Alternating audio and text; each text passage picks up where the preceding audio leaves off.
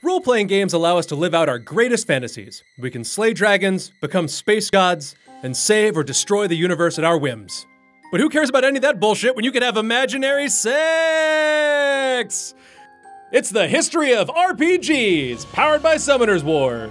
NPCs who should have been romanceable. Oh dear, we're gonna get in trouble for this one. Any RPG worth its virtual salt has its fair share of romanceable NPCs, but there are times when one's particular taste just can't be satisfied by the hotties on offer. With that in mind, here's a list of the NPCs who should have been romanceable. Number 1, Lace Harding, Dragon Age Inquisition. She's cute, she's funny, and she's always got useful information about the 800 rifts you'll be closing in any given area. Though you can flirt with Lace Harding, you can never actually romance her. No dating, no smoochies. To BioWare's credit though, they did attempt to fix this problem in the final DLC, Trespasser. If you flirted with Harding a lot and never romanced any other character, then Vivian will mention that your character and Harding are in a relationship. Good for you! Maybe you found it out through Dragon Age Facebook. I don't know, it was complicated before. Still though, you never got that sweet, sweet awkward moment where your character's model's lips clipped into one another before the screen faded to black. And that's what true BioWare romance is all about. Number 2, Rex, Mass Effect series. Let's not kid ourselves. Thane is kinda sexy, Tally's cute, and Garrus is a bro, but none of them match the pure badassery of Urdnot Rex. You might be thinking, oh, Rex looks like an upright tortoise whose head is melted like a fleshy popsicle left on a summer day. And congratulations, you're right, but you are also shallow as hell, fam. Rex, despite his headbutty exterior, is a deeply loyal, passionate dude who cares about protecting those closest to him. We should have been able to ride his hog. It's probably terrifying and most likely barbed. Talking about Rex dick. Also, if you're a female character, you should have been able to romance Jack in Mass Effect 2, or Cassandra in Dragon Age 3 for that matter. Like, come on! Do these girls really look like they limit themselves to dudes? This is the worst case of misapplied heterosexuality since Lizzie Kaplan in Mean Girls. You know what? It's not my fault you're like in love with me or something. What? Oh no, she did not.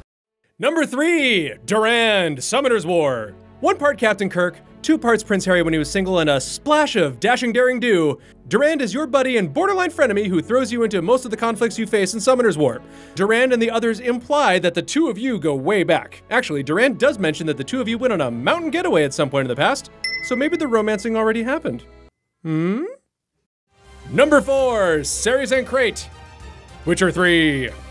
Okay, unpopular opinion time. The romanceable options in Witcher 3 are garbage. Yennefer is a horrible, selfish person who knew you were spending the entirety of The Witcher 1 and 2 searching for, but just couldn't be bothered to pick up the fucking phone. And Triss is a duplicitous manipulator who spends much of her time in the earlier games trying to trick Geralt into doing shit for her. Kira Metz is also great because, although she is trying to dupe Geralt, she is at least honest with him about how little he means to her. Still, all this is to say that if anybody should have been romanceable for Geralt, it should have been Ceres, the would-be Queen of Skellige. Ceres is fierce, stubborn, brave, ambitious, and unlike all of Geralt's other choices, literally not a duplicitous witch. She's more level-headed than her crazy brother and the clear choice for Queen of Skellige. Yeah, you're like magically bonded to Yennefer or whatever, but if you stuck around with Ceres, you could be a husband to, or at the very least, the booty call of, a queen.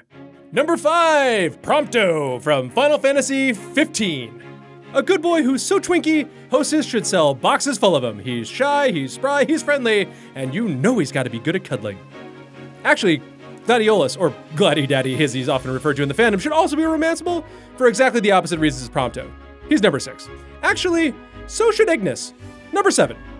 Actually, numbers 8 through 400 are every other character in every Final Fantasy game ever. They should all be romanceable, okay? Now that I think about it, it's absurd that we've had 15 games in this goddamn franchise, and not once have we had a choice about 1 or more romantic partners, okay? Final Fantasy NPCs are consistently the cuddliest, and/or gruffest, and/or sexiest, and/or bookwormiest NPCs in gaming, and the fact that you can't smooch any of them other than the ones the plot tells you to smooch is a virtual crime!